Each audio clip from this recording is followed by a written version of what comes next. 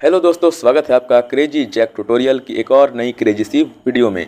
मैं हूं गौरव और आज की इस वीडियो में मैं आप सभी लोगों को सिखाने जा रहा हूं कक्षा 10 के गणित से प्रश्नावली 4.1 के प्रश्न संख्या 2 को।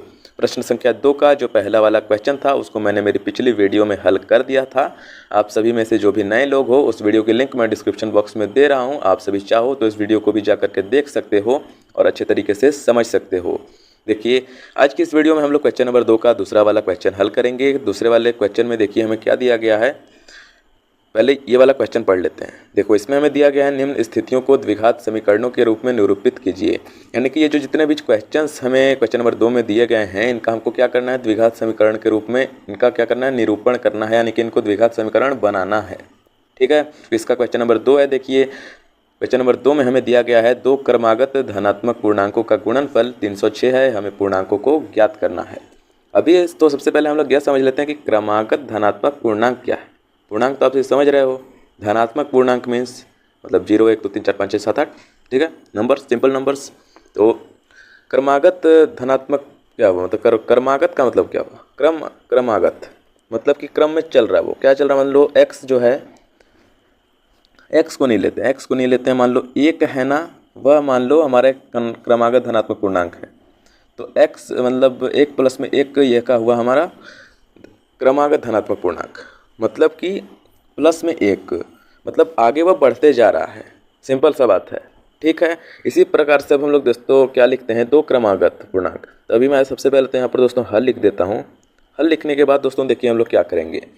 सबसे पहले क्या करेंगे कि पहला पूर्णांक मानेंगे। पहला पूर्णांक क्या मानेंगे, माना पहला पूर्णांक। पहला मैं यहाँ पर लिख देता हूँ पहला, और यहाँ पर लिख देता हूँ पूर्णांक। पहला पूर्णांक क्या मान लेते हैं दोस्तों, x मान लेते हैं। पहला पूर्णांक क्या माना, x माना। यहाँ पर 1 के स्थान पर हम लोगों ने क्या माना दोस्तों, x मान लिया है। यहाँ पर लिख देता हूँ x लिख देता हूँ, x मान लिया। ठीक है, और यहाँ पर मैं क्या लिखता हूँ, और दूसरा पूर्णांक, और दूसरा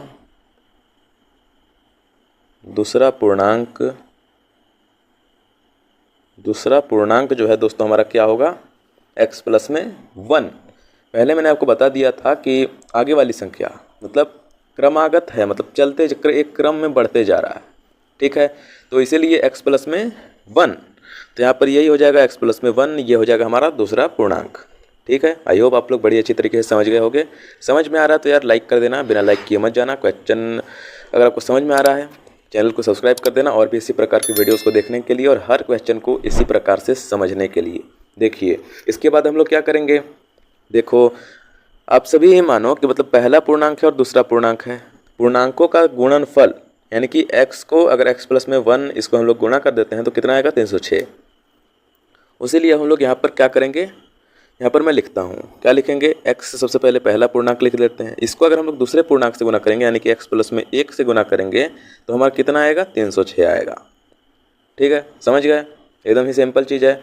और 306 मैंने यहाँ पर कर दिया। अभी इसको थोड़ा अलग फॉर्मेट में करेंगे। क्या करेंगे, द्विघात समीकरण के रूप में करेंगे। इसको हल करेंगे तो ये द्विघात समीकरण हमारा आसानी से बन जाएगा। किस प्रकार से बनेगा, देखिए यहाँ पर x है, इसको x से गुना करेंगे क्या आएगा, x स्क्वायर आएगा, और x को x से गुना करेंगे तो x ही रह जाता है।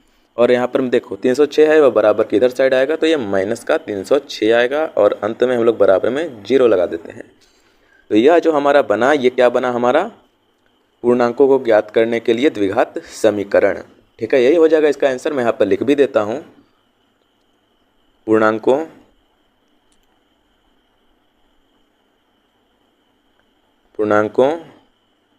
को ज्ञात करने के लिए